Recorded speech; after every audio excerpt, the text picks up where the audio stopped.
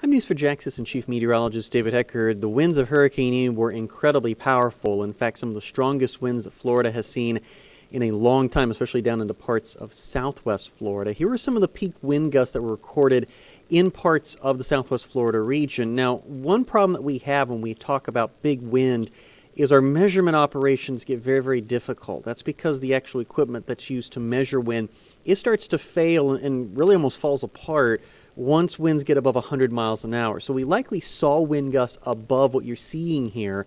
The peak wind gust that we could find was in the Cape Coral region, which is a suburb west of Fort Myers, at 140 miles per hour.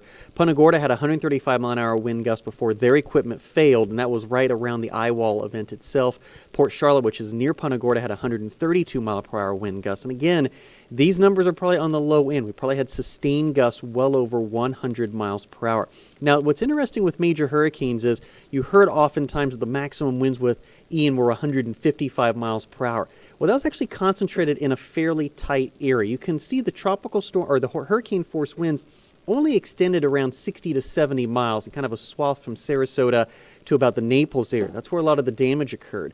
But where the worst winds were are actually in the areas of the eyewall. The eyewall winds were even more concentrated. You can see running from about Venice, Florida, back down to the south side of Fort Myers, and then we get even tighter, which is the inner eyewall and the actual eye itself. That's where the worst winds were. We almost certainly had winds at landfall sustained of 120 miles per hour in this area of White, and that did include the Punta Gorda area, also included Captiva back through parts of Pine Island. But one thing I want you to notice here at the very bottom of your screen, some of the more significant damage we have seen is in southern Pine Island and parts of the Fort Myers Beach area. Notice they avoided some of the peak winds, and that's a really key point, is the fact that the peak winds where some of the system did not do a lot of the damage. What did a lot of the damage that you're seeing on your TV screens and on your mobile devices was actually from storm surge. Storm surge can be significantly more dangerous than wind events, especially here in Florida, because a lot of buildings built post-1995 have been rated to hurricane codes. In fact, if you've been in southwest Florida,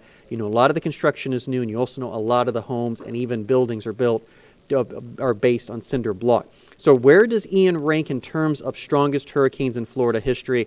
Well, it's in some rarefied air. You can see the Labor Day hurricane in 1935, which absolutely hammered the Keys, had estimated winds of 185 miles an hour. Andrew, which has been the bar for many across the state of Florida, roared into Miami-Dade County with winds of 175 miles per hour. And you can see Ian's going to end up being tied for fourth with maximum sustained winds at 150 miles an hour. What's interesting is Charlie, which was also a major hurricane, literally went through the same territory back in 2004. So the winds with Ian were very, very impressive, but it was in a very, very small concentrated area, primarily in Charlotte, western sections of Lee County, and a lot of the damage you saw was not from wind damage, it was from storm surge. I'm Assistant Chief Meteorologist David Heckard for Channel 4, the local station.